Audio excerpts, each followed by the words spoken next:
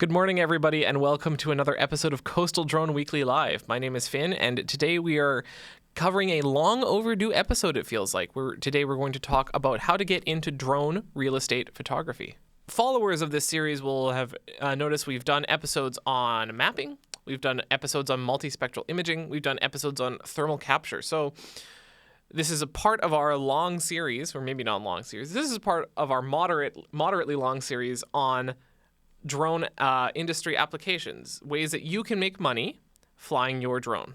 And today we're going to talk about drone real estate, which is one of the probably faster growing sectors of the drone market, especially in big cities. By the end of today's live stream, we're going to answer some of the following questions. So what type of aircraft, what type of drone are you going to need?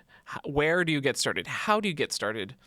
We're going to talk about some privacy concerns and some etiquette for operating in built-up areas, and we'll have some best practices and FAQs at the end. So the first question that we're going to answer today is, what type of drone do you need for drone real estate? When you're thinking about what type of drone to purchase, you need to think about the following questions. Where is the video likely going to be published? What type of property are you going to be shooting? How big is the property? Where exactly is it located? And where are you going to be flying? Where is the video likely going to be published? The quality of the camera that you're going to require is going to be based on where a video is likely going to be published. If the end goal of the photography that you're doing is somewhere like Facebook or Instagram or a website, well, most websites and Facebook and Instagram, the kind of colloquial term is that photos get throttled, which means that the quality of the photo is decreased by the person hosting the photo because larger photos are not always necessary. And of course, the larger the photo size, the more data it's going to take, the more bandwidth it's going to take, and the more server space it's going to take to hold. So if the end goal for your photography is that it's going to be on the internet, potentially you don't need the highest quality camera, the highest quality sensor available. What type of property you will be shooting? If it's going to be a large property, you might need a wider angle of lens. And where you'll be flying, we're going to talk about that in a second. Regular or FPV is then kind of the next question you're going to have to ask yourself. There's a number of aircraft available in both the regular and the FPV category, and we're going to talk about some of the advantages, disadvantages, and differences between the two types of aircraft. The advantages of a regular drone, they are generally easier to operate. You can drive down to your local Best Buy or Future Shop, only the streets remember Future Shop, and you could purchase a regular drone, a drone that uses the regular controls, and within a couple of hours be relatively competent at the controls and to the point where you're able to operate that to a relative degree of competency. These types of aircraft are generally better for establishing shots and landscape shots, and they carry with them a lot more versatility. One of the other major advantages of the regular drone is there is a greater availability and a greater variety of sub-250 aircraft. We're going to talk about the difference between sub-250 and above 250. In the legal terms, that's the difference between a micro drone and a small drone a little bit later in the presentation. But just know that there's more options available in the micro drone category, the sub 250 category, when you are below 200 or when you are flying a regular aircraft, a regular drone. Now, of course, there's some advantages to FPVs. These offer a very immersive experience. They have a good ability to fly indoors, especially if they have enclosed propellers that will protect your propellers and will also protect the walls from getting the paint all messed up. And you're able to create a fly-through tour, which is a very common and very effective way of selling a property. If you're unfamiliar with a fly-view tour, here is an example that we found of a fly-view tour. So you'll notice a couple things with this fly-through. You'll notice that they're using some visual After Effects. They're increasing and slowing down the rate at which the aircraft is traveling through the property. But the other thing to note is that the drone is basically hovering at someone's eye level. So the goal of the walkthrough is to put someone in the property and get them to start imagining what each room is going to look like when they got their stuff in it. So this is the kind of the inside baseball of the person shooting the the fly through, and they are using the Avata 1.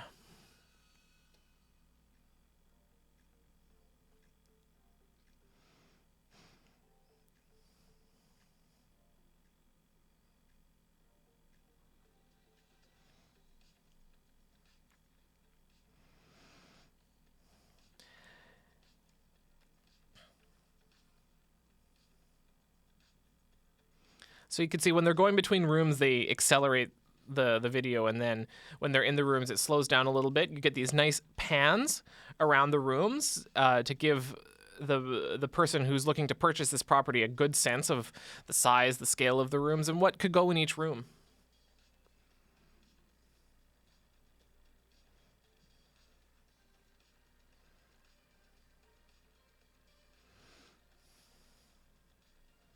One of the things that Ian is pointing out is that looks like a gimbal walkthrough, which we'll talk a little bit about later in the presentation. And he mentions the Avata and Avata 2 are good for this because it does a good job of holding altitude steady.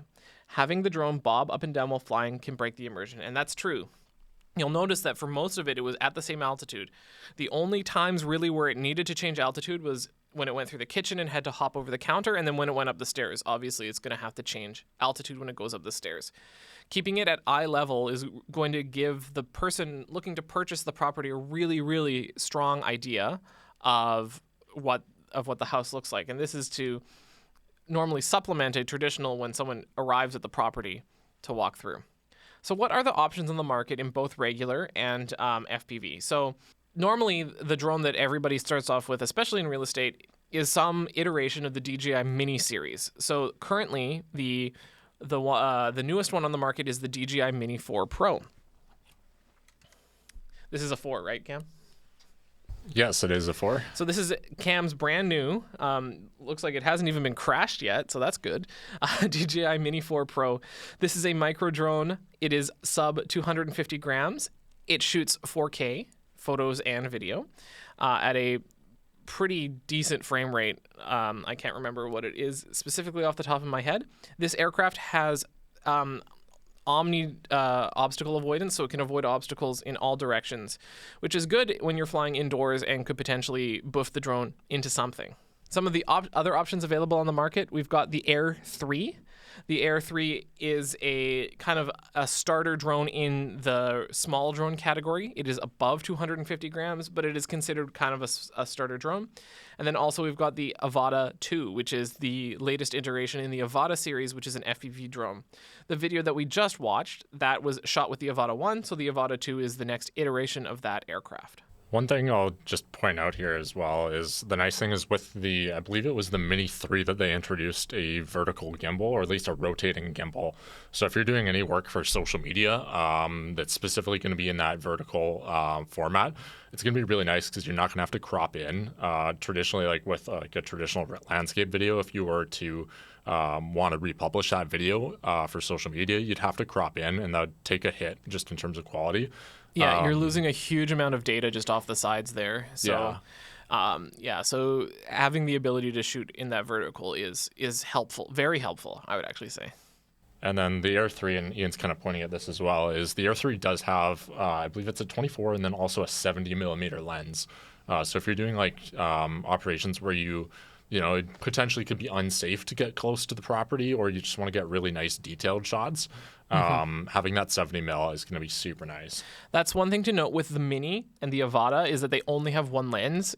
So you don't have a lot of options. There are other DJI drones. Almost all of them are, I would say all of them are small drones, so above 250 grams. Again, we'll talk about why that matters in a moment. But they have multiple lenses, so these are the ones that we've mentioned here are kind of the starter drones, ones that would be good for someone who is just getting into drones and are looking for a good all-rounder or a good jack-of-all-trades drone. One of the kind of more expensive, more advanced ones would be the Mavic 3 Cine, which has 3 cameras on it, but that retails for over $6,000. So it is not, I would not consider that to be a basic drone, a beginner drone, or a starter drone. Ian says, the telelens also lets you shoot excellent parallax effect shots, where the background is compressed and moves in an opposite direction to the rotation of the subject in the foreground. Yeah, that's right. So it's when you're doing your pans and your zooms, it creates the cool parallel, or the the cool parallax effect. Some of the additional recommendations, we recommend the Fly More kit. So the Fly More kit, DJI drones come with what is called the Fly More kit, and that includes 2 extra batteries, so it triples your battery time. It normally comes with an extra set of propellers and normally some other equipment and a bag to carry it in. Why is it good to have another battery? Well, so the flight time on the Mini 4 here is about, 45 minutes, something like that? Less? I think it's less. I want to say it's like 34 minutes, but I want to say that's an ideal use case. Yeah, so in ideal use, it's got 34 minutes on board for the whole flight. We recommend that when you get to around between 30 and 25%, that's when it's time to start bringing the drone back for landing, to keep it so that, because you never run the battery all the way to zero when you're actually doing a flight. So that means effectively you've got about 20 to 25 minutes of airtime. When we're talking about drones, airtime, battery time, fuel on board, that's like the key to successful operations, is efficiently using your airtime available. If you have an hour of flight time available instead of 20 minutes, it's going to give you a little bit more flexibility when flying. It could be a big property. It is completely foreseeable that you will be shooting a real estate job where the property is so large that you need more than 20 minutes of flight time available to get all the shots you want. If you only have the one battery and then you have to wait a couple hours sitting there at your car with it plugged into your car with either the motor running, or if you've got an electric car just plugged into your electric car, that means you could be on site twice as long. Adds an extra couple hours.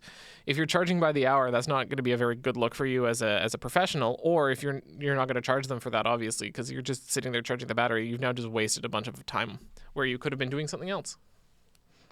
Ian's just saying in the chat there, 30 minutes with the small battery, and then 39 minutes with the bigger battery. So yeah, so with the smaller batteries, then you're looking at probably about 20 minutes of flight time per battery to keep it within a safe margin. And then for the mini series, there is a bigger battery available. It gets extra flight time, but it will put you over that 249 gram limit. Yeah. We do recommend any of the controllers with the screen built in. So RCN2 or the other, there's a number of RC controllers that have the screen built in. Why do we recommend this? So this is kind of the other style. This is where you're using your phone as the screen. So I've got my phone mounted here. Couple of issues with this. My phone screen, I've got a Pixel 7. It's not the brightest screen of all time. So if you're in a highlight environment, there's going to be a lot of glare. These Pixel 7s get really hot, and especially when they're plugged into a thing, it's going to get really, really hot. And also, I don't have 2 phones. This is my only phone. If someone calls me, it's going to be a problem. If I need to call someone else, like there's an emergency, it's going to be a problem because this is my only phone available. It's also going to, they actually nukes the battery on your phone. It will drain the battery very quickly to also be running the software with the screen on all the time. So for those reasons, it is a huge quality of life improvement to get the controller with the screen. These screens generally are brighter. And then you have access to your cell phone, and having your cell phone is a very, very important tool in any business where you're working in the field. It's better to have that phone at hand as opposed to being waylaid by your controller. And we also recommend a set of ND filters. This is particularly on the mini drones, which have a fixed aperture. That means the size of the hole that the light goes through is fixed. It doesn't go in or out like on some cameras, which means that there could be scenarios where there's too much light entering the sensor, and it can't close the sensor to let less light in. So what you get is an ND filter. This is a neutral density filter, and is basically like a sunglasses for the lens on your aircraft. If you get the set like this, so this set is different in different levels of darkness. You put it on the front of the aircraft, and it acts like a sunglasses for your for your drone. Ian says, the RC2 is nice because you can also run an external monitor via USB-C to HDMI, which was not possible with the RC1. So yeah, the RC2, you can feed that out into a big monitor and then really get a good look at what you're filming. So where do you get started? How do you get started? Couple things you need to do to get started. You need to determine your certification requirements. We're going to talk a little bit about that in a minute, but potentially you may need a basic or advanced certificate to get started in real estate photography. Before you buy anything, do anything, you should determine whether or not you're going to need a basic or advanced certificate to operate your business. Build your portfolio. So no one's going to hire someone that's never done anything before. Reach out to your friends and family. Say, hey, I want to get into real estate photography. Can I film your house? We're not selling your house. I just want to film your house to build my portfolio, build my skills. So when someone comes to me and says, show me an example of the work you've done, you could say, here's a house that I shot the other day. You should also reach out to local real estate groups. Real estate agents are often looking for pilots to hire. If you are able to reach out to an association or a group of real estate agents or know a real estate agent that could potentially set you up with other business, that will be a huge boon for your business. You also then should share your work on social media. Facebook, Instagram, TikTok, these are all social media platforms where you could potentially drum up some business or at least get your name out there. And then when you're flying the actual job, we're going to talk a little bit about some privacy concerns and common etiquette. So there are some good rules of thumb. If you have been hired by a real estate agent and you have not met the owner of the property, it is a good practice to either meet face-to-face or at least have a quick chat with the owner, with the homeowner ahead of time. I have a cousin who used to be in real estate, and I spoke to her a couple of years ago about drone use in real estate, and I asked her, like, have you ever experienced a scenario where a homeowner is uncomfortable or does not want a drone shot of their house? And what she told me is the goal of real estate is to sell the house. You know, we live in Vancouver. Getting the house sold can sometimes be a bit of a challenge.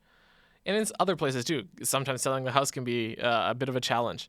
Anything that gets the house sold faster for a higher amount of dollars is generally benefits the homeowner. So most of the time, they're not going to have an issue with someone flying the drone. That being said, it is a good practice to meet with them ahead of time. Ian says, don't forget LinkedIn for marketing. And as a real estate shooter, your clients are realtors. Hard to say. So you'll want to network and market with them. That's right. That's one of the things to point out. Your clients are not necessarily homeowners. It's the realtors who are selling the homes. As I just mentioned, most of the time the homeowner is either going to not care or not have an issue with you flying at their property. You want to be courteous of neighbors and other bystanders. You never want to be hovering over someone's head for a prolonged period of time or hovering over someone's property for a long period of time. We'll talk about some of the legalities of doing these things in a moment, but you want to be courteous. The drones can be kind of noisy, and if someone is unfamiliar with the sound of a drone, it might be disconcerting. Another group of entities that don't like drones that I've noticed are pets. I have a friend and I was flying at his house, and the drone freaked his dog out like quite a bit. The dog was we had to put the dog inside. We were flying in the backyard, and it freaked the dog out. So if you're in an area with a lot of pets, a lot of pet ownership, then that's something to also be cautious of. Be conscious of local traffic and events taking place. Especially if it's something like an advertised event, there's a minimum distance if the drone is over 250 grams. And be conspicuous. Make yourself seen. You know, there's the old joke about how a high-vis vest gets you a lot of places. Well, that's true in this respect. Cones, landing pad, a high-vis vest, a nice sign that will make you conspicuous, and then people know that you're not there just to goof around. You're there for work. You're there for a legitimate business reason. And we're going to follow it up here with some best practices and questions. So question number 1, can you fly over someone's house? From an airspace perspective, the only people that own airspace in Canada are NAV Canada. NAV Canada is the organization in Canada that controls airspace. You, depending on your size of drone, you either have implicit permission or you can request permission from NAV Canada to fly over someone's property. It is a misconception that people sometimes have, that they own the airspace above their property to a certain height. Once an aircraft is in flight, only NAV Canada can grant or take away permission from someone. That being said, NAV Canada also do say respect local bylaws, respect local ordinances, and respect people. You don't want to hover or fly over someone's house for a prolonged period of time without talking to them first. It makes some people feel kind of icky, and it's also just really annoying. Like, again, the drones can be kind of noisy. It can just be annoying to be flying directly over someone's house for a prolonged period of time. It is always a best practice to not hover over a person, an animal, or property for a prolonged period of time. Here's the big question. Do I need a pilot certificate for real estate photography? The answer to this question depends on the weight of the aircraft. So as we mentioned before, this Mini 4 is below 250 grams. That means it is categorized as a micro drone. In Canada, and in Canada specifically, this is different in the US, aircraft under 249 grams do not require a certificate to fly. There is also more flexibility regarding airspace as to where these aircraft can fly. However, microdrone pilots are still bound by CARS 900.06, which states that you must not operate your drone in a negligent manner that endangers or could endanger aviation or other people. You can't just go fly this anywhere that is if it will be unsafe for people or unsafe for aviation, and you cannot fly in a negligent manner. If the drone weighs over 250 grams, you require either a basic or advanced certificate to fly. If you are looking at an aircraft that is over 250 grams, we recommend for real estate photography that you get an advanced certificate. Now, I will justify it because getting an advanced certificate is more time and more money and more commitment to getting that certificate. So I will justify it to you as to why we always recommend that you need an advanced certificate. You need an advanced pilot certificate if you fly in controlled airspace or within 30 meters of people. Primarily, real estate photography happens within big cities. This is the map.navdrone.ca. I have set map.navdrone.ca to the basic filter. If you were a basic pilot, you could not fly anywhere here that's in red. So you can see you can't fly around this area here. This is where our office is. You can't fly in this area of New Westminster. And basically everything in Vancouver and Richmond, you cannot fly there as a basic pilot. If you were a real estate photographer operating in Vancouver, this also includes North Vancouver. So if you were a real estate photographer operating in Vancouver, you've now just eliminated all of the probably most upscale residential neighborhoods in the area, and also just like a lot of houses. It's similar in other Canadian cities. So in Calgary, the whole north side of the city and some of the outlying areas, you cannot fly as a basic pilot. Remember, everything in red, you cannot fly as a basic pilot. Toronto, the entirety of downtown and most of the area around Mississauga and Brampton, you cannot fly as a basic pilot. Montreal, most of the island of Montreal, like Montreal Island West, is in controlled airspace. Also like Laval and Brossard, so pretty sizable residential areas, you cannot fly there as a basic pilot. The other thing to think about is 30 meters from people. 30 meters from people is a little bit larger than you think it is. So this is a real world example. If we were shooting this house, number 6057, and you were flying over the driveway, well, basically everything within this circle here, so this is the other side of the cul-de-sac here is 32 meters. So maybe just on the inside of the cul-de-sac. That means there can't be anybody really within like this area here.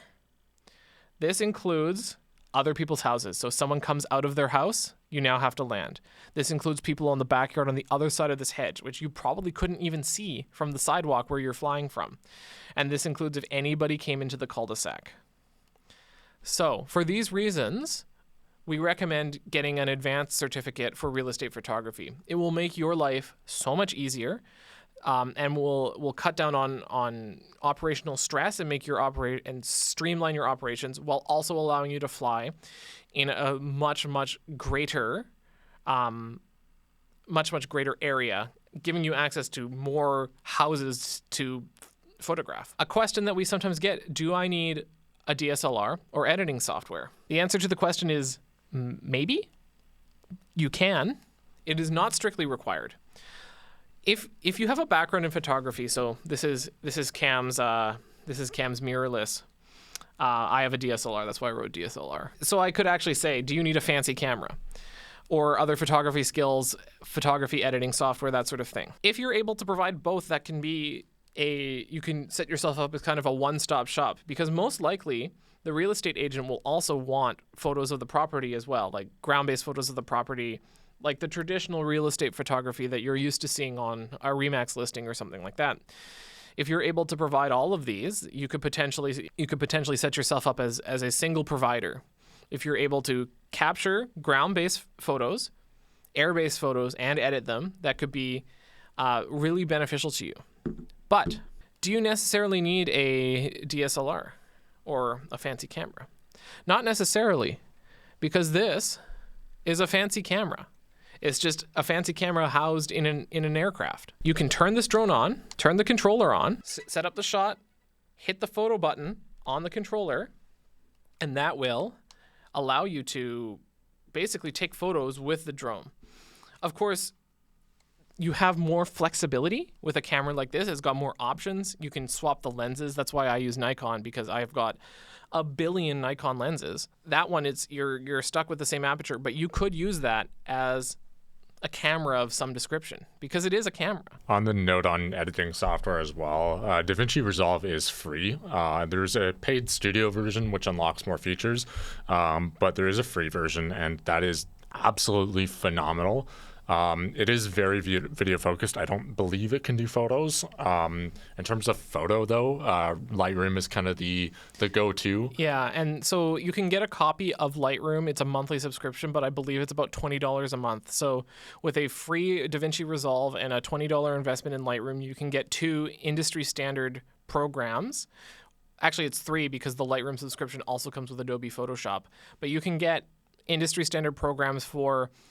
I'm not going to call it an insignificant investment. Like $20 a month is $20 a month. Like, that's not nothing, but it's gettable for someone working in the industry. So some best practices here. You want to get clear on the deliverables. Never start a job unless you have a contract signed where it clearly states the deliverables. You want to have a good expectation, and the client also wants to have a good expectation of what the shots are going to look at. Normally, if we are asked to provide a quote for a job, the shot list will be included in the contract. So then the client will sign off on the shot list. This brings us to the shot list. You need to have a shot list planned prior to arriving on site. If you arrive on site and are like, oh, maybe I want this, maybe I want that, you're gonna miss something. You want to have a really, really firm idea about which shot each you want to get. So this leads back to the deliverables. Does the client want just photos or video? What does the video look like? These kinds of things. Is the video going to be a fly-through? Is the video going to be an orbit? Like, you need to have a really, really good idea. You cannot show up to a real estate job with only a loose idea of what's going to happen.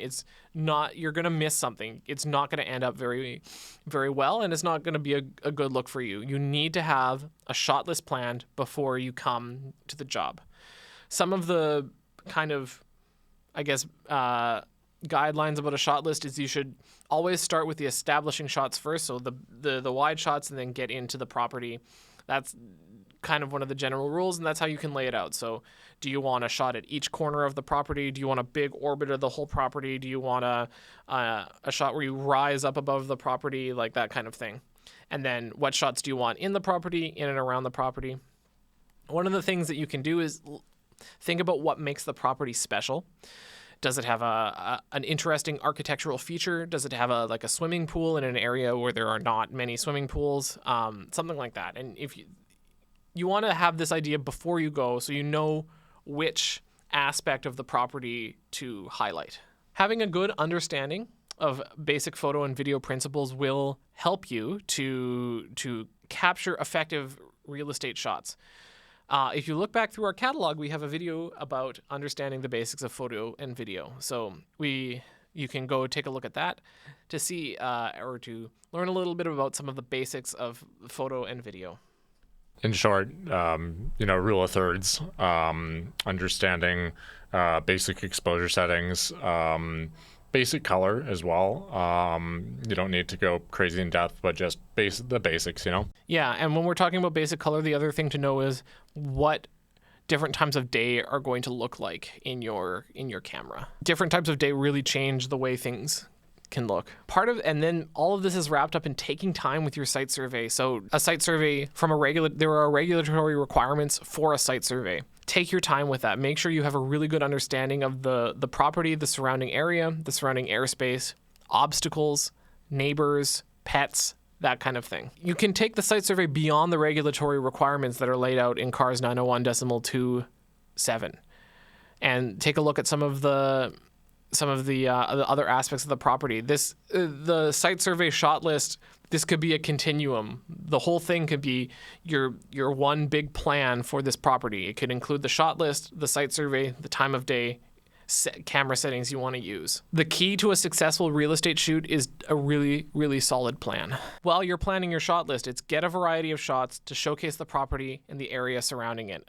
So again, I mentioned what makes this property special. Think about what makes the property special and try to highlight that. The goal is to sell the property, right? The goal is that someone looks at that and says, oh, that looks like a place that I want to live. So I've got some examples of real estate photography. Some of these are from our previous photo episodes. Some of them are ones that I found in the last couple days. But this is an example of an establishing shot that establishes the neighborhood. If you wanted to be cynical about it, if it was this property that we were highlighting, you could say, well, that's the only one with the pool. But also it just shows the quietness of the street, the quaintness of the neighborhood, the amount of trees that are in the neighborhood. If it's an area that doesn't have like a lot of green space, like you can really highlight the different aspects of the neighborhood. This is another shot it shows what I thought was a pretty cool swimming pool, like an interesting design of a swimming pool, and then you're also backed up right onto the water. I believe this is from Florida, so this is some sort of canal or watery area. Another establishing shot that shows the neighborhood. This one really shows the quietness of the neighborhood, because there's potentially they edited anything out, but this neighborhood doesn't really have a lot of foot or car traffic, and you can kind of see how living in this neighborhood would be would not have a lot of noise pollution with the amount of trees and with the low amount of vehicle traffic. And then this is another drone shot, but you can see this is a drone shot that is taken at eye level. So don't be afraid to use your drone in interesting angles. What makes these cool is that there's the range that they have. A drone has a far more range than a traditional camera does. So get a low down shot, get a high up shot, get an interesting angle, an interesting perspective that someone might not be able to see if you're just standing or using a tripod with a camera. So this is a drone shot that is taken at eye level. Ian's just saying in the chat, how much money can you expect to make? How much money could you expect to make on a real estate shoot? It depends on the complexity of the job. It depends on it also kind of depends on where it is. You can think about it, a normal real estate shoot takes around probably between 2 to 3 hours to complete the whole shoot. So then it gets back to your hourly. So whatever you charge for your hourly, if you charge maybe, a reasonable, I don't like to give dollar figures because it varies wildly per region, but it could look something like a couple $100 as a call out fee, and then additional hours are another maybe $100 to $200. So you could be looking at probably somewhere between $600 and $1,200 for a 2-hour real estate shoot. It would be probably a ballpark. But again, it depends on the area, depends on your level of experience, and it depends on the complexity of the job. Thank you very much for joining us on another episode of Coastal Drone Weekly Live. If you've liked this video, please make sure to hit the like and subscribe button. We really appreciate it, and it really helps our channel to grow. If you found the information in this interesting, you can share it with your friend and let them know about how to get into real estate photography. Maybe you two can start a business together. We hope to see you on the next episode of Coastal Drone Weekly Live. Thank you very much for joining us.